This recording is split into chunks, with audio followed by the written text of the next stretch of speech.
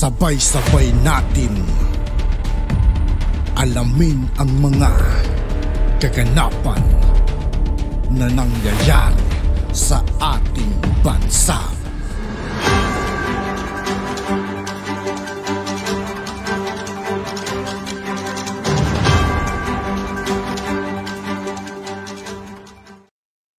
Yo, what's up mga kaibigan? This is Tuki po again. Ngayon nandito ulit tayo sa channel ni Pinas News Insider. Dito ulit tayo magbibigay ng komento at reaksyon, kaya samahan nyo. Guys, let's go!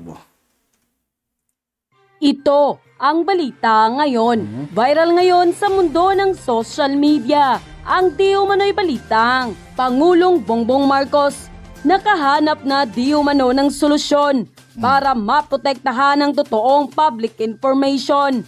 Fake news at bias media, wawakasan na. Samantala, ano kaya ang dahilan? Bakit narito ang Information Commissioner? At Pilipinas, unti-unti na ang umuunlad sa paningin ng ibang bansa. Pero bago ang lahat, Sa lahat ng hindi pa nakasubscribe mga kaibigan kay Pinas News Insider, mag-subscribe na po tayo at huwag nyo rin pong kalimutan mag-subscribe dito sa aking channel.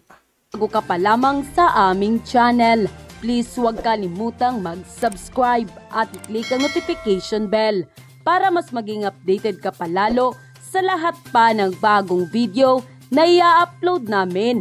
At eto na nga mga kababayan, kamakailan nga lamang isang mahalagang kaganapan ang ginanap, ang 14th edition of International Conference of Information Commissioner sa PICC Pasay City, kung saan tayo po ang host ng kaganapang ito at buong mundo po ng mga Information Commissioner ang nakadalo sa kaganapang ito. Ang International Conference of Information Commissioners ay isang network ng mga Information Commissioner at Ombudsman mula sa buong mundo na regular na nagpupulong upang talakayin ang mga napapanahong issue na may kaugnayan sa proteksyon at pagtataguyod ng karapatan sa pangpublikong impormasyon.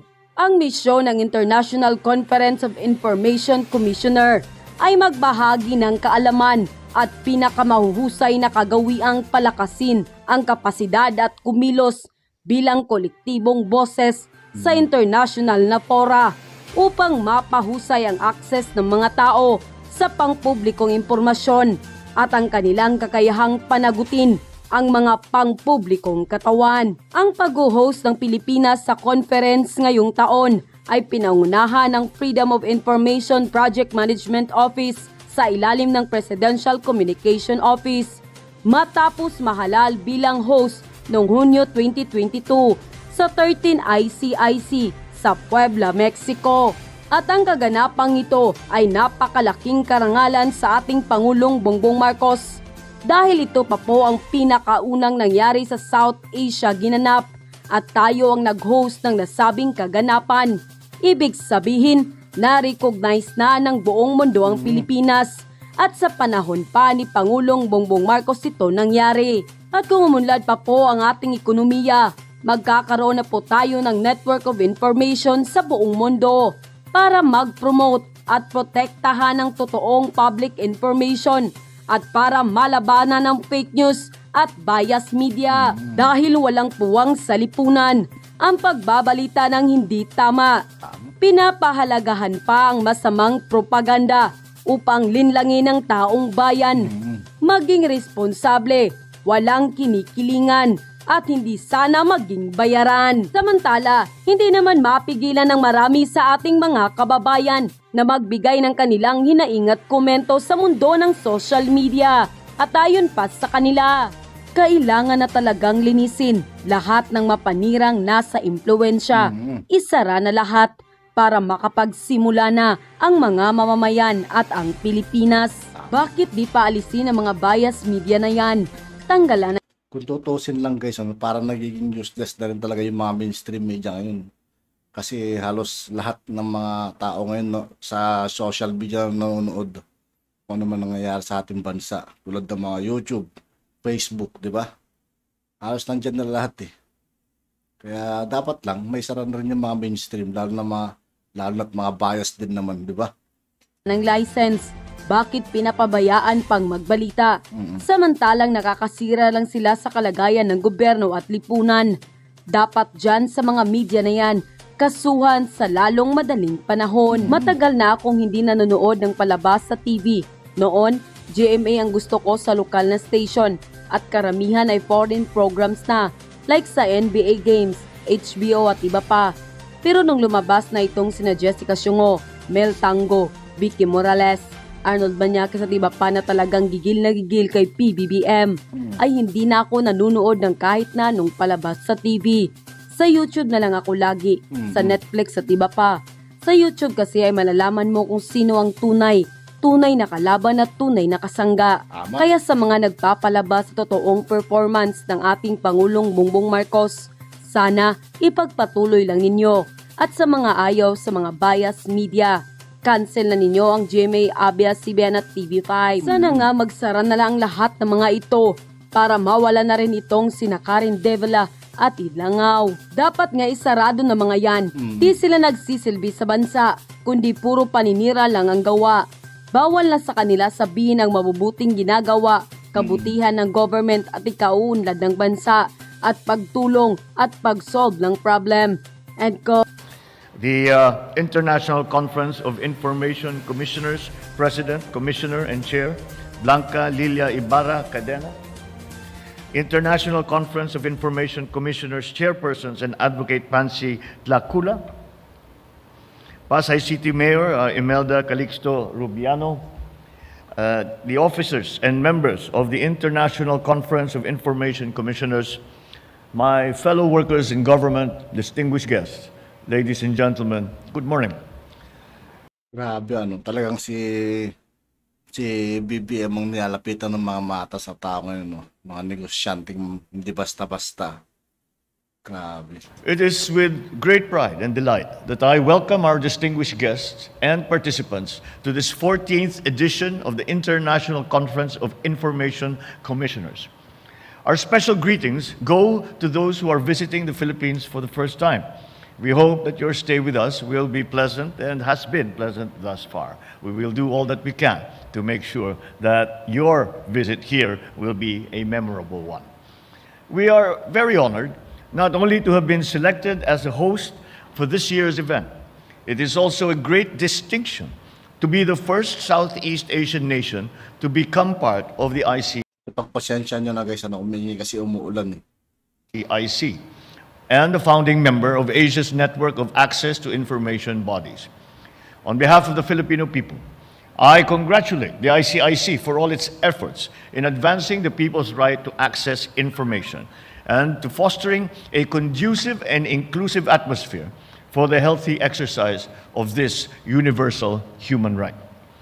Through this important advocacy, it can be said that the ICIC is globally instrumental in promoting full human development by shaping minds, by shaping our consciousness. The Philippines stands in solidarity with the ICIC and the entire international community in this advocacy. As a nation with a robust democracy, we reaffirm our commitment to champion this basic human right. It remains indelibly etched in our fundamental law. We value its potency to empower our people to make informed decisions, to participate fully in the democratic process, and hold their representatives accountable without fear or apprehension. In 2016, through an executive order, the right to access information was further emphasized through the People's Freedom of Information Program. By establishing clear and balanced parameters, the program has promoted further transparency in government transactions and full accountability of our officials, especially those in the executive branch. Needless to say, it has become a platform to facilitate efficient delivery of basic services to our people. In recent years, the FOI program has leveraged available technology and digital platforms to be of greater service to our people. But we are pressing forward in our efforts to promote our people's twin rights of information and to good governance. We have placed these principles at the very core of our Philippine Development Plan for the next 6 years. Notably, our FOI program serves as the basis for the e-governance initiative, which is among this administration's high priorities. The initiative advocates the streamlining and digitalization of the key services of various government offices and local government units. And this seeks to consolidate the access to information by our citizenry. We work with our legislative branch for the enactment of an e-governance law so as to provide a stronger mandate and a broader reach. Of course, we also have to highlight that the FOI program has greatly advanced the campaign against misinformation and disinformation in the country, a problem that we in the Philippines also suffer from, as I guess all of us do around the world. Like everyone here, we too recognize as a matter of principle that fake news should have no place in modern society. And as part of our efforts, we will undertake a media and information literacy campaign, which shall be digital, multimedia, and youth-oriented. Our people can be assured of the continued implementation of the FOI program in the executive branch through the Presidential Communications Office. At this juncture, I reiterate our call not only to the executive branch, but to all branches of government to genuinely uphold and give effect to the people's freedom of information in the course of our day-to-day operations with good faith and with openness. Undeniably, this is to our best interest as a nation. It is a key to our pursuit of good governance, improved public service, and a more progressive and sustainable society. We wish ICIC the very best in its advocacies and efforts across the globe. We share the belief that the efforts that you make, that makes the world a truly inclusive, just, and simply a better place to live in. Beyond this event, the ICIC can be assured that the Philippines will continue to promote freedom of information. With a whole-of-nation approach, we will strive to maintain a government that is not only effective and efficient, but also transparent and accountable to our people. I hope that you will all find your stay here in the Philippines meaningful and memorable. More importantly, I wish for the success and the lasting positive impact of this event and its succeeding editions. Mabuhay ang ICIC, mabuhay ang karapatan ng isang katauhan sa malayang impormasyon. Maraming salamat at magandang umaga po sa inyo. At yun na nga mga kababayan. At yun nga po mga kaibigan, dito po nagtatapos ang ating reaction video.